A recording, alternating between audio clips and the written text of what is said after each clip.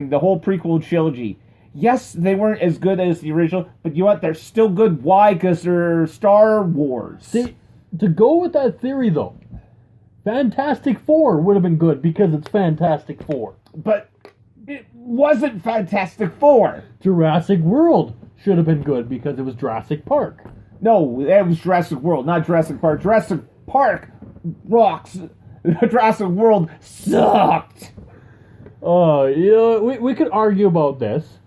No, we can't, because we both agree Fantastic Four sucked. Yeah, we absolutely. both agree that Jurassic World was lacking, and we both agree that Jar Jar Binks sucks.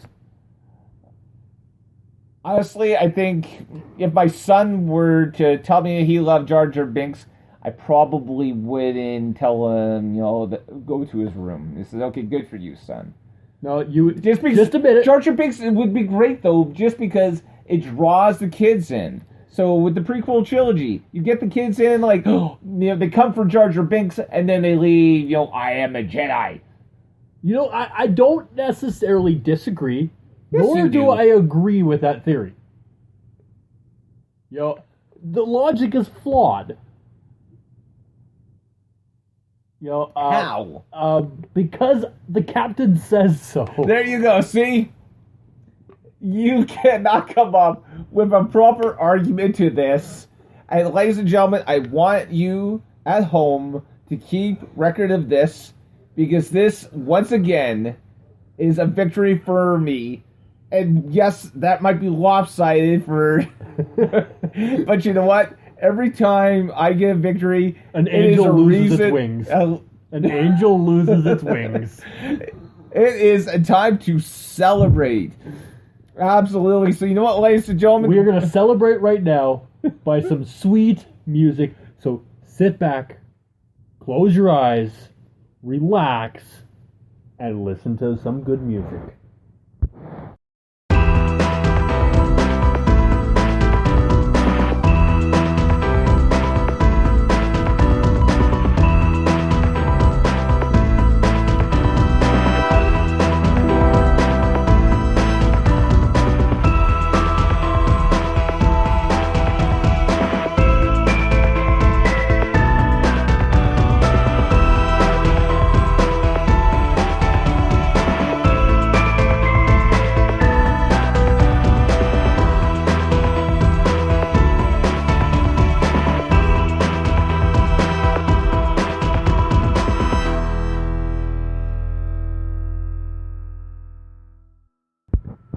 Welcome back, everybody.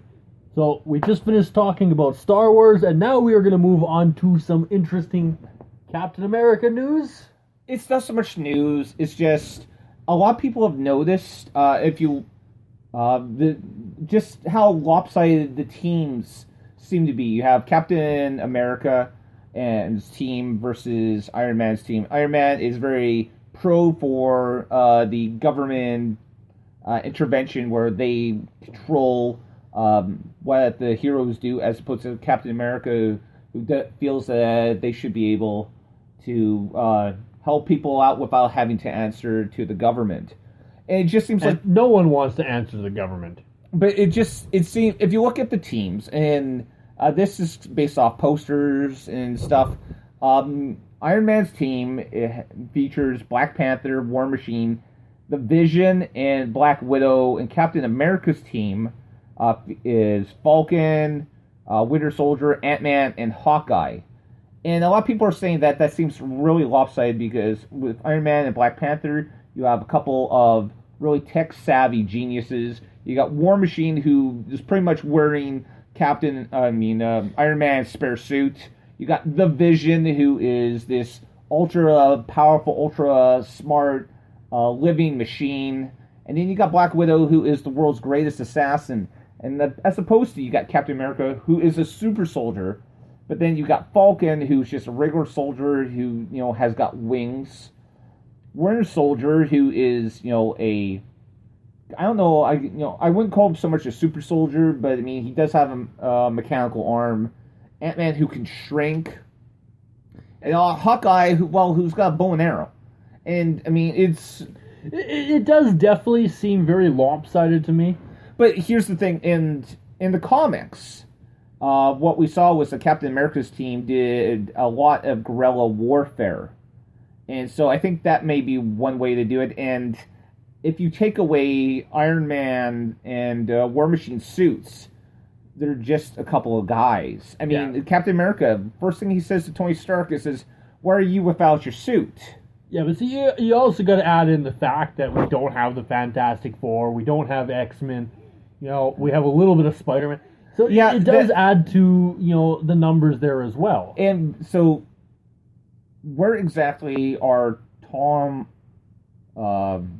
Holland's Spider-Man and Scarlet Witch going to fit in this? Because I'm assuming that Elizabeth Olsen will be in here as Scarlet Witch. I think you actually see her on the poster, and it looks like she might actually be on the side of Captain America, but they don't actually tell you, because if she's on Captain America's side, that actually almost evens things up because of the way she can go off and manipulate people's minds. Yeah, that's definitely true, but as I said, the missing key factors in here do play a big part.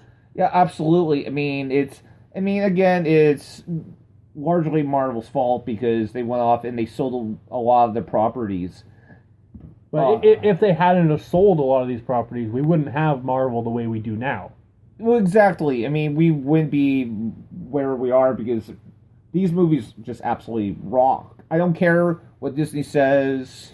$1.4 billion is by far a success. It's a success. There's no way that is, and disappointment. Only Walt Disney thinks that only Mickey Mouse thinks that amount of money would is a disaster. Absolutely, but I mean, there's also we know that Mark Ruffalo has went up and he said that the Hulk was supposed to be a part of Civil War in some fashion.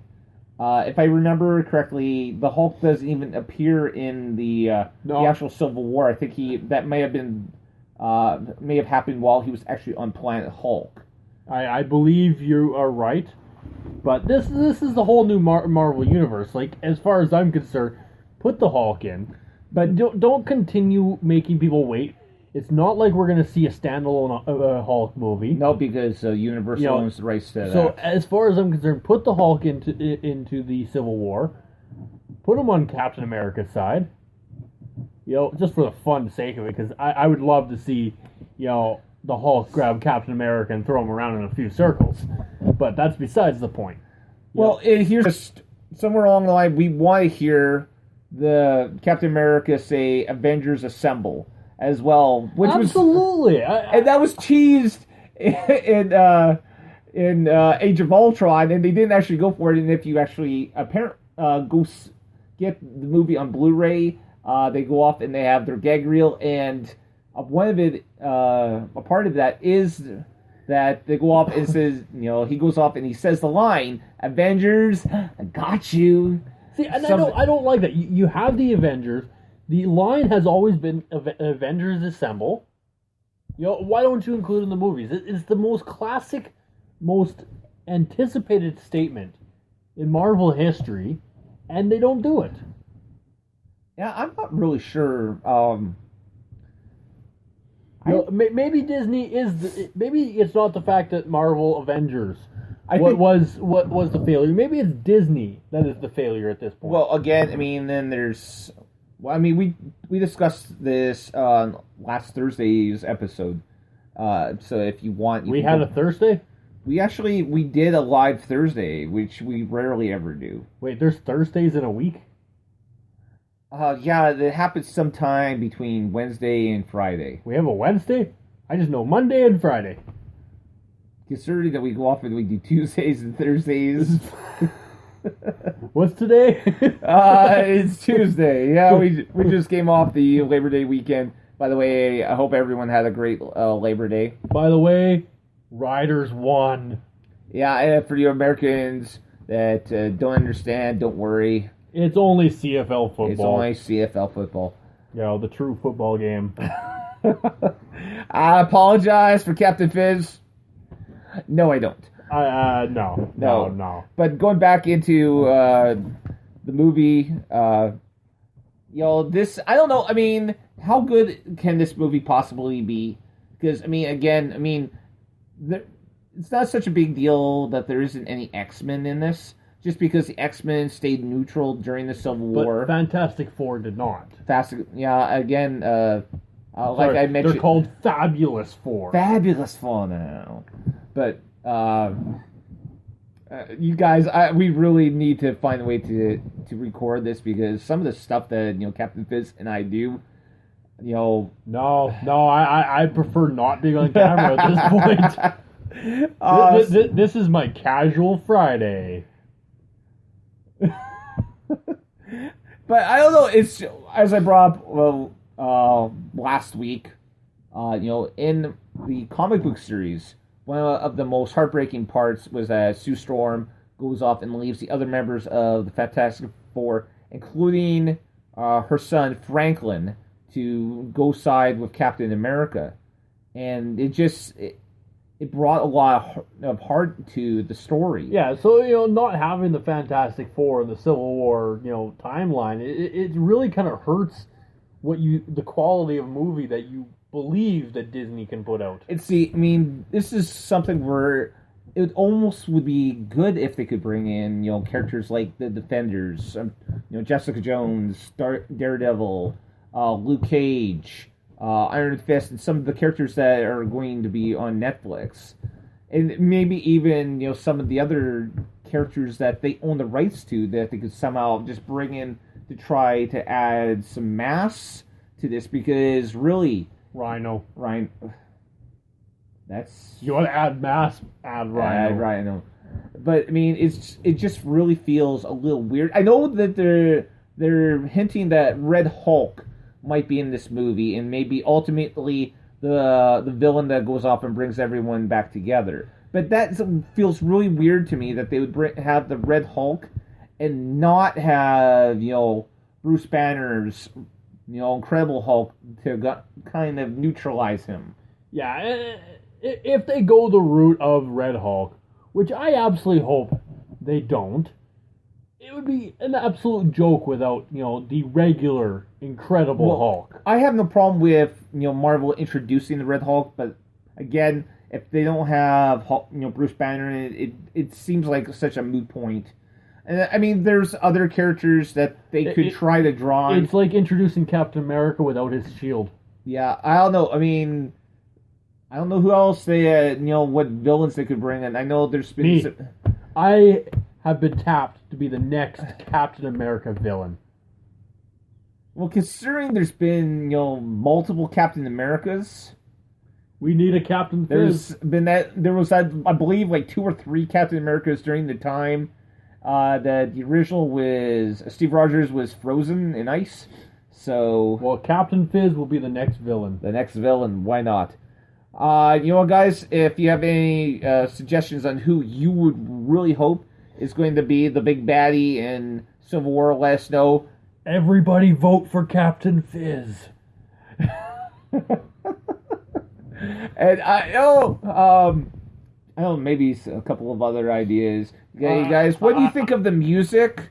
Do you think that we should go off and try to... I want to interrupt you. I am running for president in 2020. Maybe prime minister. No, president. President.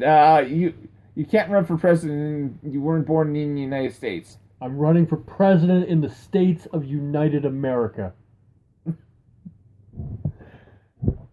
Sorry, if Kanye West can run for president, so can Captain Fizz. I know, and some people think Obama wasn't born in the States, so maybe... Yeah, there you go. I can fake my birth certificate to say I was born in Orlando, Florida. There you go. Orlando's still in Florida, right? Last time I checked. That's good, okay. Orlando, Florida it is. There you go. You all heard it here. I am running for president in 2020. Vote early and vote often. That's a C. Hey, I almost ran for the Rhinoceros Party of Canada. I am a rhinoceros. I got a big horn. I gotta try to reel this